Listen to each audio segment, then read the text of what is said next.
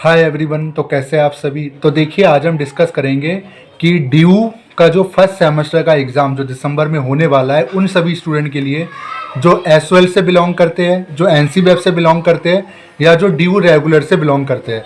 तो इसका आज हम एग्ज़ाम पैटर्न एक्सप्लेन करने की कोशिश करेंगे, आप सभी को बताएंगे कि इसका एग्ज़ाम पैटर्न फर्स्ट सेमेस्टर का आता कैसा है, ताकि आपको अभी से आइडिया हो जाए कि आखिर जो आप एग्ज़ाम देने वाले हो आने वाले टाइम पे एक महीने बाद वो एग्ज़ाम बेसिकली होता कैसा है। ठीक है, तो आज की वीडियो थोड़ी सी लंबी हो जाएगी क्योंकि मैं डिटेल में समझाऊंगा और जिसको देखना है वो पूरी देखना, तभी समझ में आएगा। जिसको नहीं देखना, नहीं बोर लगती हो वीडियो तो मत देखना। ठीक है, सिंपल सी बात है, क्योंकि यहाँ मैं आपको कोई टाइम पास करने नहीं आया, यहाँ मैं आपको इन्फॉर्मेशन देने आया हूँ।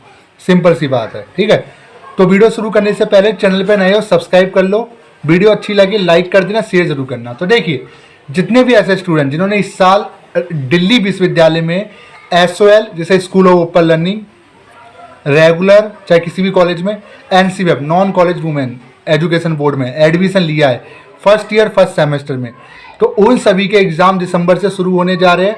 उसकी डेट शीट जो है वो आपके दिल्ली विश्वविद्यालय की वेबसाइट पे आ चुकी है। टेंटेटिव आई है, फाइनल नहीं आई है। तो फाइनल आ जाएगी, उससे कोई मतलब हमें है नहीं। डेट शीट जब फाइनल आ जाएगी सब सारे आपके क्लियर हो जाएंगे। तो एग्ज़ाम की बात हो गई, अब एग्ज़ाम आता कैसा है। तो पहली चीज़ आपको मैं एक चीज़ बताना चाहता हूँ, स्कूल में जो आप एग्ज़ाम देते हो उससे ये जो एग्ज़ाम है बिल्कुल अलग है। पहले चीज़ को नोट कर लीजिए।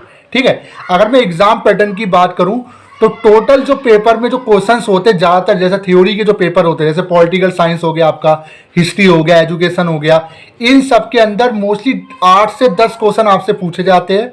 बट उसमें आपको करने 4 से 5 क्वेश्चन ही होते हैं। मतलब ऑप्शन दिए होते हैं कि उसमें एग्जामिनर ये कहेगा कि आपको निम्नलिखित में से कोई 4 प्रश्नों के उत्तर देने, उन 4 प्रश्नों को उत्तर वही देने जो प्रश्न आपको आते हो। तो यानी कि यहाँ हम क्वेश्चन की संख्या देखें तो यहाँ काफ़ी कम होती है। बट अगर हम इंग्लिश जैसे और हिंदी जैसे पेपर की बात करें तो यहाँ हमें सारे क्वेश्चन को अटेम्प्ट करना होता है। ठीक है, जैसे इंग्लिश का पेपर है क्योंकि उसमें पूरा ग्रामर आता है और हिंदी में भी पूरा ग्रामर है, तो उसमें हमें सारा अटेम्प्ट करना होता है। बट अगर हम थ्योरी बेस्ड पेपर देखें, जैसे आपका डीएससी का सब्जेक्ट है, जैसे आपका पॉलिटिकल साइंस हो गया, हिस्ट्री हो गया, एजुकेशन हो गया, आपका बीकॉम के अंदर जो सब्जेक्ट है, उन सभी के अंदर जो सब्जेक्ट होते हैं वो कहीं ना कहीं उसमें क्वेश्चंस की आपको चॉइस होती है कि इसमें आपको 4 या 5 क्वेश्चन आपको करने होते हैं इन क्वेश्चन में से। ठीक है, तो ये आपको नोट कर लीजिए। क्वेश्चन कब जो पेपर होता है वो कितने घंटे का आता है। पेपर जो है आपका 2 डिवाइड में बांटा गया है। पहला जो, अगर मैं बात करूँ आपकी जो मेन सब्जेक्ट है, मेन सब्जेक्ट यानी जो आपके 3 मेजर सब्जेक्ट होंगे, मेन सब्जेक्ट जो कंपल्सरी सब्जेक्ट है, वो पेपर आपके 3 घंटे के आएंगे।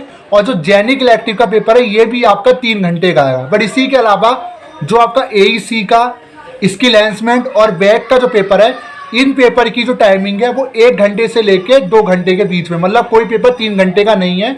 एईसी का, जेनिक आपका, स्किल एनहांसमेंट का और वैल्यू एडिशन का, तो ये तीनों पेपर जो है वो आपके 1 घंटे से लेके 2 घंटे 2.5 घंटे के बीच में, 3 घंटे का इसमें आपको टाइम नहीं मिलेगा। अब नंबरों की बात कर लेते हैं। तो पेपर जो है आपका 90 नंबर का आएगा डिसिप्लिन और जेनिक इलेक्टिव का। वहीं अगर बात करें जेनिक, आपका स्किल एनहांसमेंट, एईसी का और आपका वैल्यू एडिशन का, तो ये पेपर आपके 2 पार्ट में डिवाइड रहेंगे। एक पार्ट 30 नंबर का होगा, दूसरा पार्ट आपका 40 नंबर का होगा, यानी टोटल 70 नंबर का एक आपका पेपर होगा जेनिक इलेक्टिव, स्किल एनहांसमेंट और वैल्यू एडिशन का। बाकी मेन सब्जेक्ट और जेनिक इलेक्टिव की जो पेपर हो 90 नंबर के रहेंगे। टाइमिंग भी ज़्यादा दी जाएगी इसी वजह से, और इनके जो मार्क्स भी कम है, क्वेश्चन भी कम करने होंगे, तो इनकी जो मार्किंग है वो भी कम रहेगी। ठीक है, तो ये आपको पैटर्न मैंने समझा दिया। अब बात कर लेते हैं कि लिमिट कितनी रहती है लिखने की। तो लिमिट को लेकर मैं एक ही चीज़ कहूँगा, जितने भी एसओएल के रेगुलर के फर्स्ट सेमेस्टर के स्टूडेंट हैं, आपको लिखने की अभी से प्रैक्टिस कर लेनी है, क्योंकि यहाँ सारा काम लिखने का और टाइमिंग का है। क्योंकि एक्चुअली होता ये है कि अभी आप स्कूल से आए हो, अपने स्कूल में परीक्षा दी होगी, तो वहाँ इतना लिखना नहीं पड़ता आपको, मतलब 4 पॉइंट लिख दोगे तो भी नंबर मिल जाते। बट यहाँ ऐसा नहीं है। यहाँ जितना आप लिखोगे और अच्छे से एक्सप्लेन करोगे उसी हिसाब से आपको नंबर दिए जाएंगे। जैसे मान लीजिए, एक्चुअली होता क्या, आप डिटेल में समझना, मैं बहुत अच्छे समझा रहा हूँ, मुझे खुद एक्सपीरियंस है क्योंकि मैंने खुद दिल्ली विश्वविद्यालय से ग्रेजुएशन किया हुआ है। तो और एक चीज़ और, एसओएल और रेगुलर एनसीबीएफ का जो पैटर्न है वो सेम है, तीनों का पैटर्न सेम है, इस चीज़ को नोट कर लीजिए। ठीक है, तो आपको मैं बताना चाहता हूँ, लिखने की बात कहूँ तो ये मत सोचना कि अगर आप स्लो लिखते हो तो स्लो लिखने वाले का तो यहाँ काम ही नहीं है।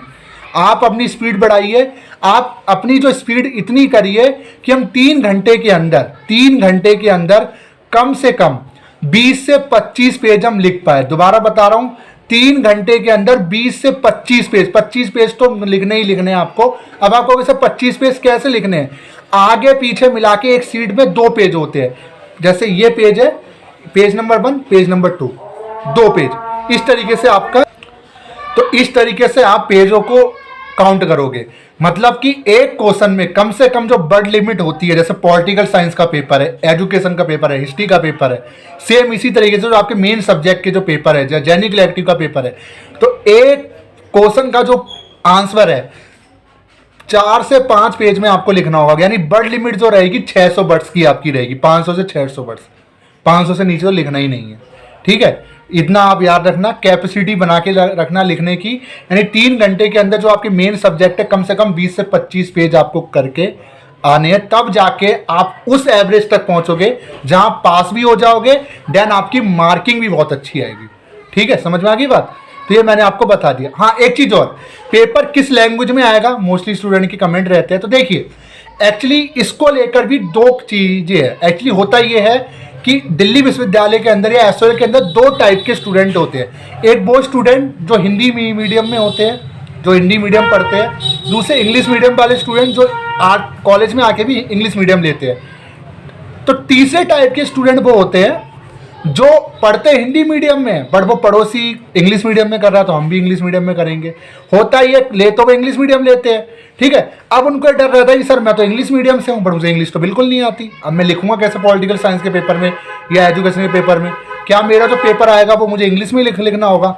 तो एक चीज़ को नोट कर लीजिए, जो मेन सब्जेक्ट है आपका, जैसे इंग्लिश और हिंदी, जो लैंग्वेज सब्जेक्ट आपका जो मेन सब्जेक्ट रहेगा, उन सब्जेक्ट को छोड़कर जितने भी पेपर है आपके, वो सारे पेपर आपके 2 लैंग्वेज में आएंगे। मतलब जैसे इंग्लिश का पेपर है तो इंग्लिश का पेपर तो इंग्लिश में ही होगा, हिंदी में तो नहीं होगा। जैसे हिंदी का पेपर है तो हिंदी का पेपर हिंदी में होगा, इंग्लिश में नहीं लिख सकते। वहीं अगर बात करूं political science, education, history, generic elective में कोई भी एक सब्जेक्ट लैंग्वेज को हटा के, एईसी का एनवायरमेंटल साइंस प्लस आपका स्किल एनहांसमेंट में finance for everyone, reading Indian fiction, ये इंग्लिश का रहेगा। ठीक है, जो इंग्लिश का वो तो इंग्लिश डिपार्टमेंट का इंग्लिश में ही आएगा।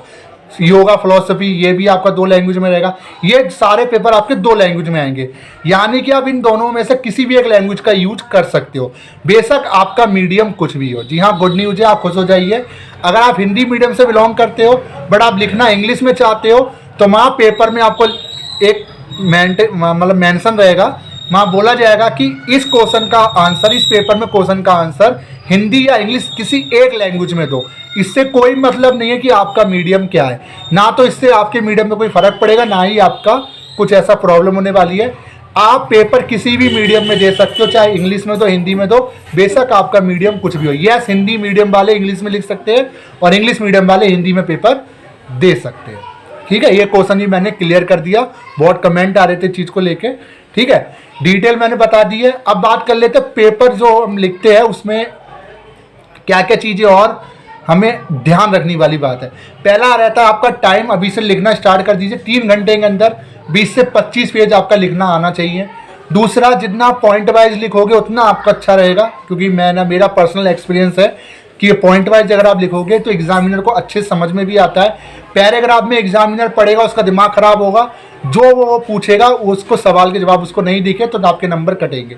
अमूमन अगर मैं बात करूं, एक क्वेश्चन जो होता है मैक्सिमम 15 से 20 नंबर का पूछा जाता है। 15 से नीचे तो पूछा ही नहीं जाता है थ्योरी के अंदर, जो मेन सब्जेक्ट है आपके।